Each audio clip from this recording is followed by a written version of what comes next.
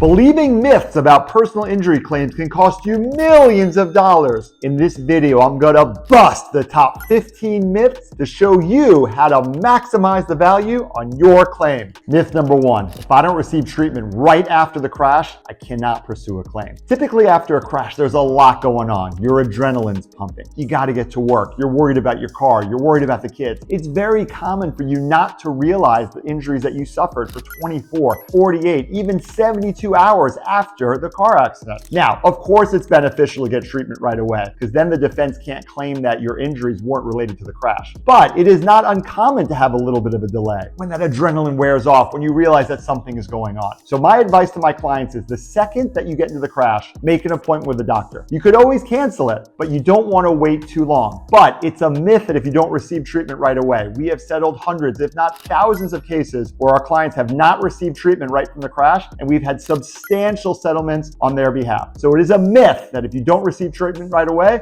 you cannot pursue a claim. Myth number two, hiring a personal injury attorney is too expensive. Do you know that in 2014, the Insurance Council, the people that represent the insurance companies, found out that people who hire attorneys receive 1, 2, 3, 4 times as much value than if they did it on their own? That's crazy. Hiring a personal injury attorney is not too expensive. Why? We work on a contingency fee. The more money we get for you, the more money you get. We are teammates. We recently had a case where a client was going to represent himself pro se. The defense offered him $6,000. He hired us. That offer went up all the way to $450,000. It is an absolute myth perpetrated by the insurance companies that hiring an attorney is too expensive. You will do better, or almost always you will do better, hiring an attorney. Doing it on your own could cost you thousands, if not millions of dollars. Hire an attorney following a car accident case. It is in your best interest. Myth number three, I don't need an attorney. My insurance company's going to handle everything.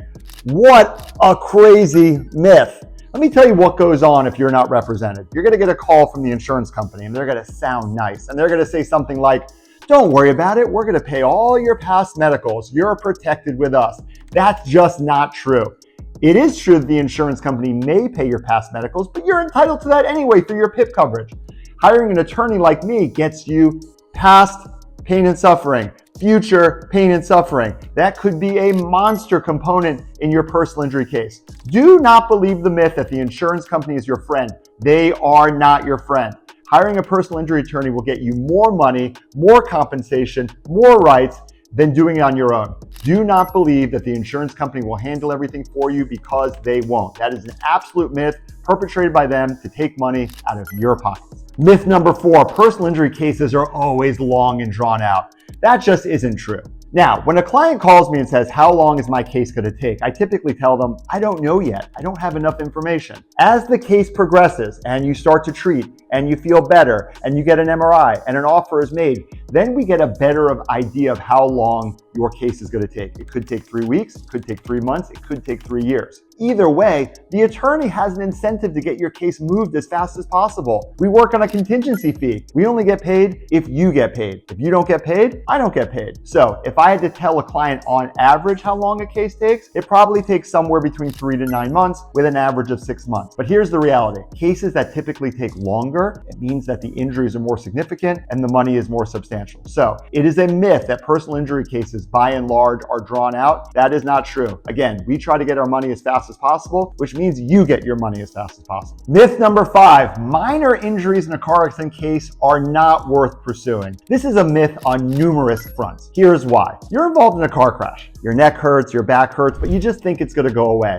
All your other pains have always gone away. Why would this be different? Especially in a low impact crash. You think this isn't a big deal. Why should I get an attorney involved? Well, here's the reality. We work on a contingency fee, so we're taking all the risk. If at the end of the day your settlement is low, then that's on us. We're doing the same amount of work anyway. But I can't tell you how many times I've had clients tell me, hey, this is going to be something that resolves in a few weeks, and it's not. The pain doesn't go away. It lingers, it lasts, it's permanent. Sometimes they need injections, sometimes they need surgery. You don't know whether your injury is minor until you know your injury is minor. And what I mean by that is A lot of it is unknown. So why not hire an attorney up front, let us handle all the work, and so you're protected in the event that you have a significant injury. So it is an absolute myth to believe that just because you believe your injuries are minor, that it's not worth it for the attorney to take it. That just isn't true. Don't leave thousands, if not hundreds of thousands on the table for you believing that your minor injury is going to go away. Call an attorney, let them explain your rights, and hopefully you're fine, but if you're not, you'll be protected hiring us. Myth number 6, following my car crash, I can just wait and see if I need treatment. There really isn't a deadline. That is an absolute myth. There are 2 main reasons why you should not wait to treat after your car accident. Reason number 1, in Florida, you have something called PIP benefits. The PIP benefits pay $10,000 of your initial medical treatment. But there's a catch. If you don't receive treatment within your first 14 days, those benefits are boom, gone. So you want to treat within the first 14 days to make sure you capture your PIP benefits. Reason number 2, the defense is going to claim that your crash did not cause your injuries. What do I mean by that? Well, they're going to claim that there's a causation issue. So the sooner you can report your injuries from the crash, the harder it is for them to prove that this wasn't the cause of your injuries. So let's say you get into a car accident on Monday, and then the following Tuesday you treat for the first time. Well, now there's an 8-day delay. Well, in those 8 days, a lot could happen. So the defense is going to claim something must have triggered your injuries that's unrelated to the claim. That is especially true in low impact cases. So my advice, following a car accident, treat right away. Memorialize your injuries. That makes it more difficult for the defense to claim that your injuries weren't related to this crash. So although there is no hard deadline, except for losing your PIP benefits, it is absolutely in your best interest to treat right away following a car accident. Myth number 7, all personal injury cases go to trial. Whoa, this is absolutely not true. Come here, come here.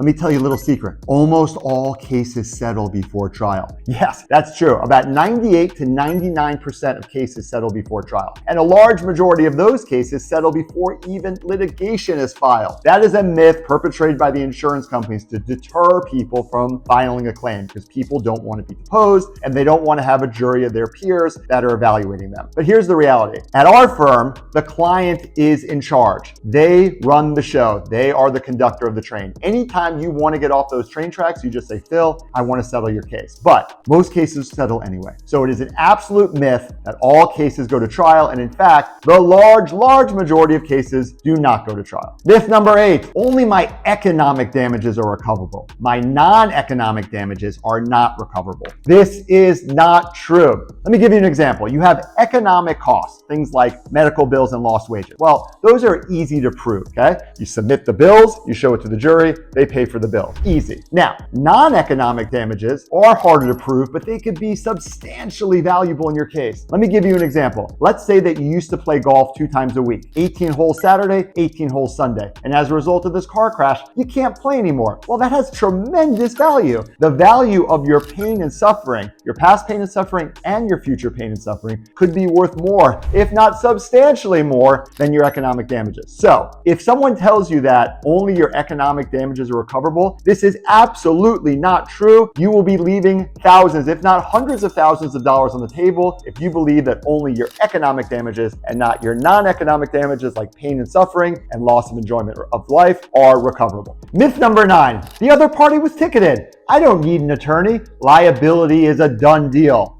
That is a myth. That is not true. In Florida, the traffic ticket is not admissible in court. In Florida, what the person said to the police, not admissible in court. And in Florida, what the officer observed after the crash, not admissible in court. So the crash report is a good guide for the insurance company to determine fault, but at any point, they could come back and say liability is now an issue. Even if the person on scene told the officer, I did it, I ran the red light, not admissible in court. So, especially in cases on like someone running a red light or turning left on a green where they can contest liability, usually they will. The crash report does not come in. You should hire an attorney right away to do their own liability investigation, potentially get an investigator to take statements, potentially pull the black box EDR of the at-fault vehicle, do whatever they can to preserve that evidence so they can prove liability, because liability can still be an issue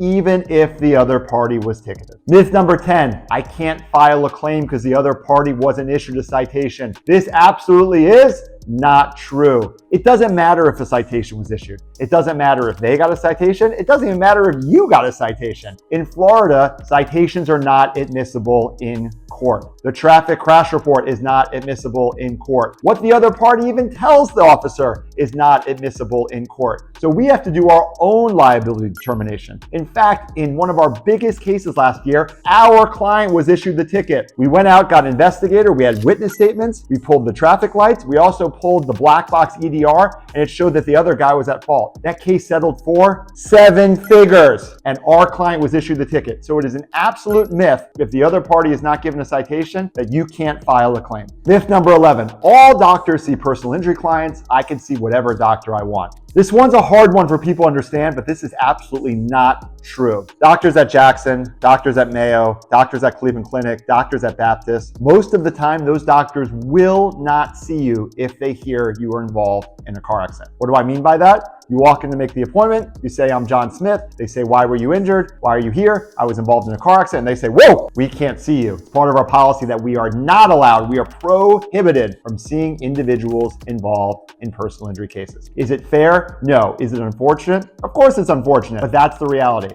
So what clients sometimes do before they're represented is they'll go in and they'll say, oh, I'm here because of a pre-existing condition, or my back just hurts. Oh my goodness, that is a case killer. So now you have a report that says I was involved in a crash on Monday, and on Wednesday I don't tell the doctor. So that is the worst thing you can do. The best thing you can do is talk to a personal injury attorney like me. I can explain your rights, and hopefully we could find a doctor that's on your insurance that will take personal injury cases. There are hundreds, if not thousands, of great doctors out there. You don't have to see one affiliated with a hospital. But it is an absolute myth to believe that you can just go into any doctor you want following a car accident and get the treatment you deserve. That isn't true. Call us. We can help find a doctor that will see you and will be an advocate for your case. Myth number 12, if I file a claim against my insurance, my rates will go up. This is probably the question I get asked the most, that I tell clients that, listen, I could point you in the right direction so you could look up yourself, but there is a little bit of a leap of faith. The Florida statute 626-954 says that if you're involved in a crash that's not substantially your fault, you will not be penalized, which means your rates will not go up if you use your PIP coverage for medical care, if you use your collision coverage to repair your car, or if you use your uninsured motorist benefits to pay for your damages. Now, I point them to the statute, I tell them about it, and people still say, well, Phil, I'm still concerned my rates are going to go up if I file a claim against my own insurance. So the second part I tell them is, listen, I'm not an insurance agent. Rates can go up for a host of reasons. You move zip codes, your rates can go up. You get a new car, your rates can go up. You get a speeding ticket, your rates can go up. There are other reasons why your rates can go up. But even if your rates went up $100 a month or $50 a month and you're paying another $1,000 a year, you're potentially leaving thousands, if not hundreds of thousands, or in some cases 7 figures on the table by not filing a claim. I've had people tell me, Phil, I don't want to file a claim even though I know you're telling me I'm going to net an additional $10,000, $15,000, $20,000, $30,000. So my advice, Florida statute 626-954, look it up. It will explain why your rates will not go up in a crash that's not your fault. But even if you don't believe that and you think your rates are going to go up, speak to an experienced personal injury attorney for them to explain the pros and cons of filing a claim, okay? If you file a claim and you net another $50,000 and your rates go up a couple $100, that seems like a pretty good deal. So even if your rates go up, it still could be in your best interest to file a claim so you don't leave a substantial amount of money on the table following your car accident. Myth number 13, I'm not someone who's litigious. I don't want to be looked at as a greedy person. If I file a claim, I'm greedy. I hear this a lot from people that are business owners and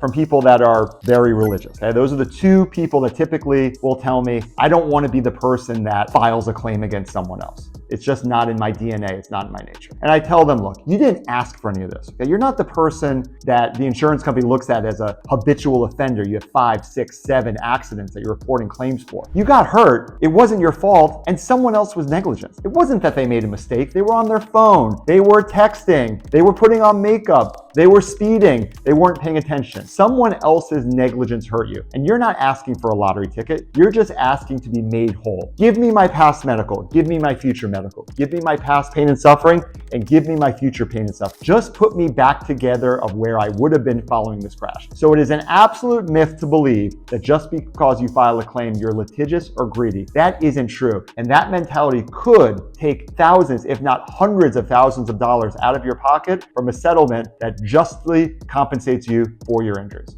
Myth number 14, if I don't have visible injuries, I don't have a case.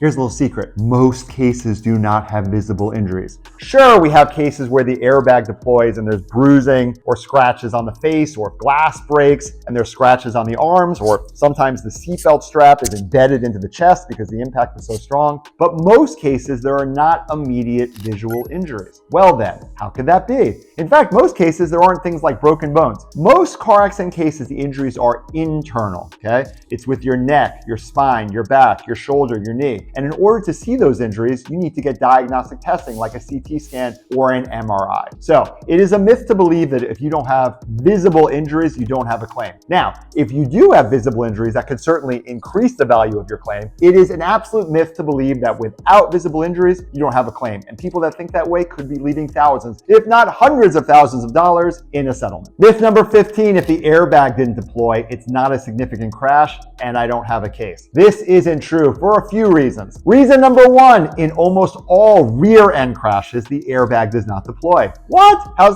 could that be? Well, in rear end crashes, the airbag is not designed for that. The airbag is designed to protect you in side crashes and front crashes. So rear end crashes, typically off the table for the airbag, okay? Even on a front end crash or a side crash, if the airbag doesn't deploy, it does not mean that you're not hurt, and it does not mean that you don't have a case. We represent hundreds, if not thousands of people where the airbag was not deployed, and we're able to recover for them thousands, sometimes millions of dollars in a claim. So if the airbag deploys, it does show that it was a significant impact if it was a side crash or a front crash. But if it was a rear crash, it doesn't matter. And even if the airbag doesn't deploy, you still could have a very viable case. So it is an absolute myth to believe that if the airbag does not deploy, you don't have a case. Want to get into more detail about one or more of these myths we discussed? Head over to our next video where I show you how to strengthen your case to take it from a good case to a great case to an amazing case.